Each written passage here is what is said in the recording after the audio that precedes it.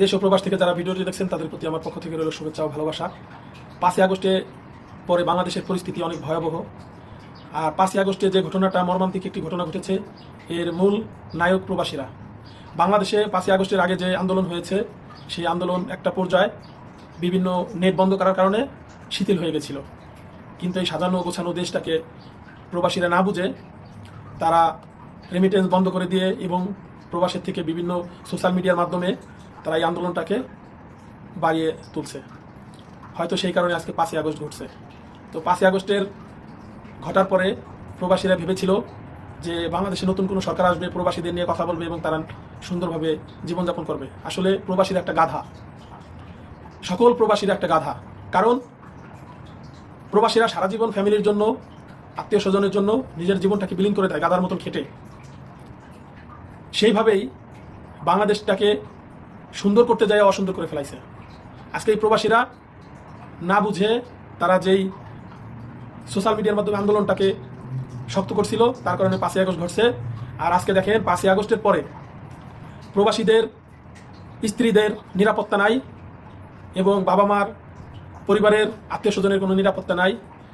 প্রবাসীর স্ত্রীরা অথবা পরিবারের কেউ যদি ব্যাংকে টাকা তুলতে যায়, বর্তমান জামানায় 5,000 টাকা নিয়ে ব্যাংকে থেকে বাসায় আসার মতো পরিস্থিতি বাংলাদেশে নাই।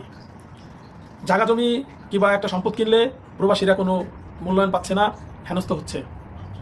এবং ছিনতাই, রাহাজানি, খুন অ্যাভেলেবেল ঘটতেছে। প্রবাসীরা নিজের টাকা দিয়া 2 বছর 5 বছর শ্রম দিয়া এই প্রবাসের মাটি থেকে তারা দেশে পরিবারের জন্য কিছু জিনিসপত্র নিয়ে যায়। এই 5ই আগস্টের পরে তাদের 95% প্রবাসীরা ভুক্তভোগী, তাদের মালামাল ঠিকমতো তারা পাচ্ছে না। এবং 2 দিন আগে একটা ঘটনা দেখলাম, একটা মুরব্বীকে, সে সম্ভবত সৌদি আরব থাকতো, তাকে মারতে মারতে আনসাররা ধরে নিয়ে যাইতেছে। প্রবাসীরা লাঞ্ছিত হচ্ছে। 5ই আগস্টের আগে দেশটা যেভাবে সুন্দর চলছিল, আসলে প্রবাসীরা যে আশা করে 5ই আগস্ট ঘটাইছে, কিন্তু আসলে তার চেয়ে ভয়াবহ অবস্থা। তাই প্রবাসীদের বলতে চাই, এখনো সময় আছে।